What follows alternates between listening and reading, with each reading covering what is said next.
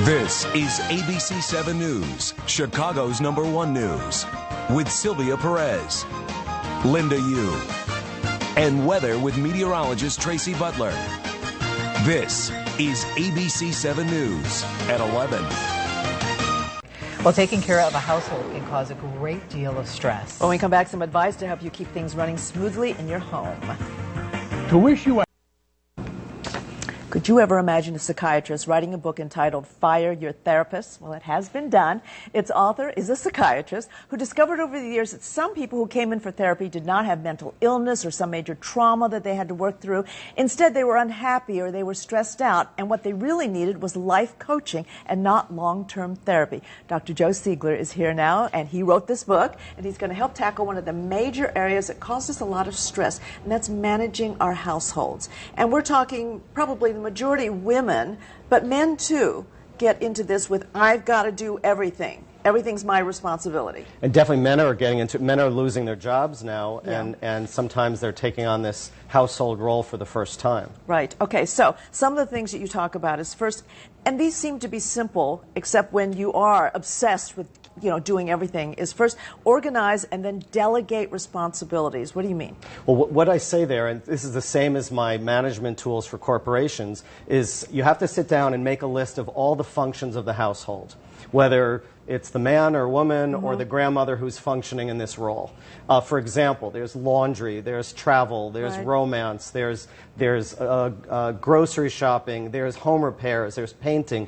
If you made this list, it's probably 100 items. Sure, right. And so you could really see how it's as complicated as a corporate leadership role. And that's what you say, let's not call them housewives or house husbands. What do you call them instead? Household executives. Because it really is. We joke about this, you have so many jobs that you do, right? Right, Linda. And we're really honored. Today's Labor Day. We're honoring it as a real leadership role that never got its due. And here it's Labor Day, and let's really honor all the people in this role today. All right, so you make this list and you delegate. Somebody who says, I've got to do everything, I've got to be in control. How do you tell them, let go when this you is delegate? the hardest thing Yes, for it the is. household executive to do, and especially I'd say it's harder for women than men who haven't been in the corporate world, because they feel they have to do everything. And Right. what I work with them on is they must delegate at least some of it.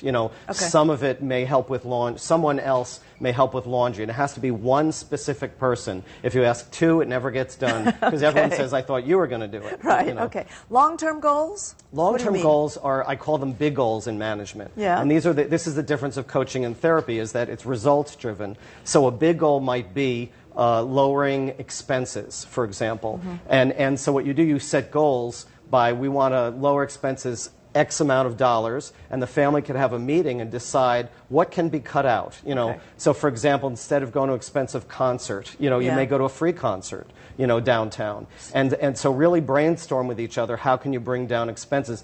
Each one of those would be called incremental goals. Okay, and that is then incremental, set and track incremental steps. Absolutely. That's the next to thing achieve do. the big goal, which was Okay. to lower expenses. So It set might- that and say, we do a little of this, then we do a little of that. Absolutely. It doesn't happen all at once. It's incremental goals towards the big goal, which was to lower expenses. So what you're saying is if you get the whole family involved, they would be more committed to And everyone's doing these into things it. with Then you. becomes a team project, and it's not just the responsibility of the household executive. And set aside time for you. I remember when my children were little, I was like, there's never time for you. There's never time for you. But I think it's more that you become such a giver in that role that you must have time to meet with your friends, to have coffee, to work on your body wellness, to work on your own nutrition. And I teach in my coaching diet for clients small portions and really low carbos, and going to the gym and maybe doing Pilates. And also spending that solo spiritual time, maybe journaling, maybe taking a walk, getting away from all Just the for pressure. you. Yeah, Okay. especially at school time.